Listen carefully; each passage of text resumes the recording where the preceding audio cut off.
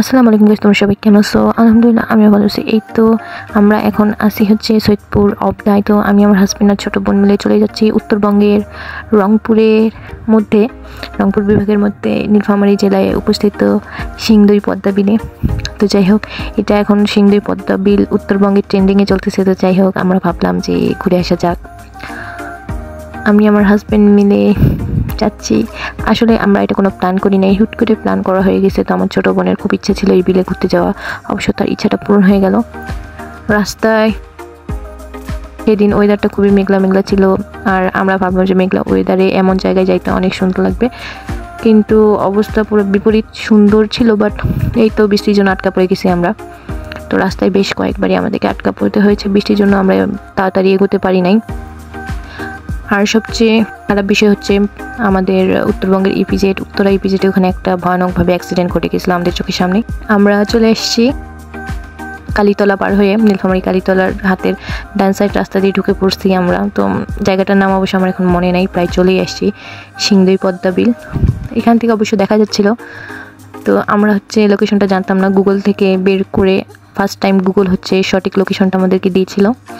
আর আমারও অনেক বেশি আগ্রহ ছিল, আর আমার হাজবেন্ডেরও যে পদ্মা বিলটা দেখতে কেমন হবে। অবশ্যই এটা সম্পূর্ণ গ্রাম সাইডে। তো এই তো আমরা চলে আসলাম, ভিতরে কিন্তু বাইক রাখতে দেয় না।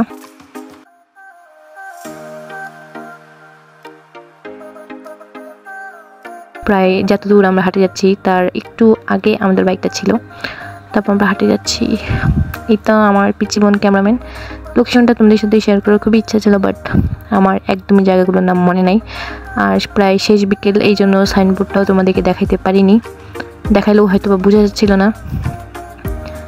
পদ্মা বিলটা আমার কাছে অনেক সুন্দর লাগছে, আর এইখানে বেশ পদ্মা ছিল না অবশ্য, এখন শেষ সময় তো এই জন্য পদ্মা বিল প্রায় কমে আসছে। এই তো আমি আর আমার হাজব্যান্ড যাচ্ছি।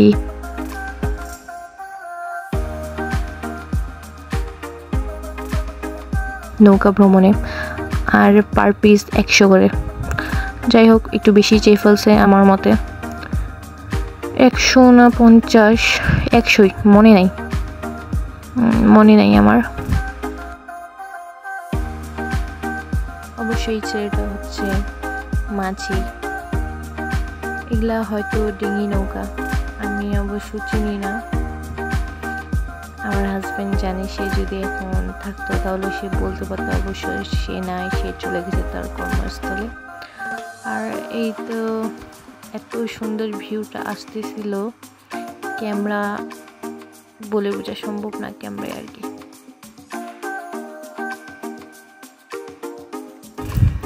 সে অনেক ব্যস্ত, খালি তাকে খেপাচ্ছি। আর এই তো সুন্দর পদ্মা ফুলের পাতা, আর এই তো কলি, অনেক অনেক কলি। আসলে আপনারা যদি আরও 1 সপ্তাহ পরে যান, এই তো এখন বৃষ্টি হচ্ছে, এই সময় যদি যান আপনারা, তাহলে অনেক অনেক পদ্মা ফুল দেখতে পারবেন। আর আমার তো এটা ফার্স্ট টাইম পদ্মা ফুল দেখা। তো আপনারা কিন্তু ফ্যামিলির সহ জায়গাটা উপভোগ করতে পারবেন। আমার অনেক অনেক ভালো লাগছে জায়গাটা। আর তার কিন্তু নৌকায় বসে গান গাওয়ার কথা ছিল, বাট সে ভুলে গেছে। আর আমি ইচ্ছা করে তাকে স্মরণ করাই দিইনি, কারণ কি আমিও ভুলে গেছি।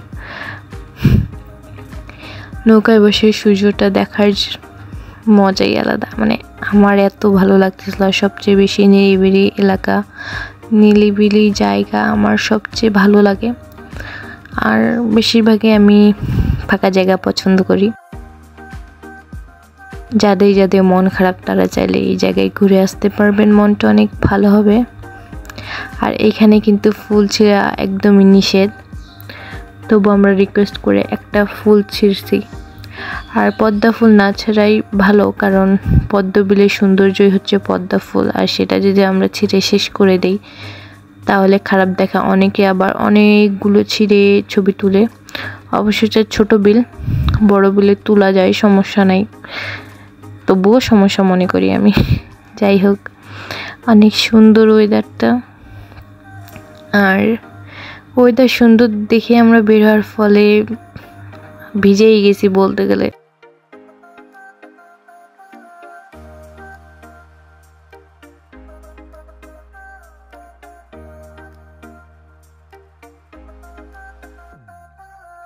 ফুলটা কিন্তু সেই ছিঁড়ছে।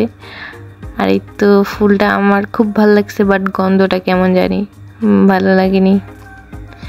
ফোটা পদ্ম ফুল সম্পূর্ণ ফুটেনি অবশ্যই, সম্পূর্ণ ফুটে আরো সৌন্দর্য দেখায়। সুন্দর পদ্মা ফুল দেখার জন্য আর আমাকে দিতেছে সমস্যাটা কি হচ্ছে এদিকে শালিকে। সমস্যাটা হচ্ছে এরা কোনো ভিডিও বানায় না, না কথা বলতেছে। কি সমস্যা? কথা বলার জন্য তো তোমাকে নিয়ে আসছি, তুমি তো বললা না। আরে এই যে আপনাকে যে ক্যামেরাম্যান হিসেবে নিয়ে আসছি, আপনি কি করলেন? না, আমি ঘুরতে আসছিলাম। ঘুরতে আসছে ক্যামেরাম্যান কেন? তাইলে বাইকের 300 টাকা তেল ঢুকাই কি লাভ হইলো আমাদের? আমাদের লাভ হচ্ছে না ভাইয়া, ভাইয়া দুইটা ছবি তুলছে। এই তো আমরা এখন চলে যাচ্ছি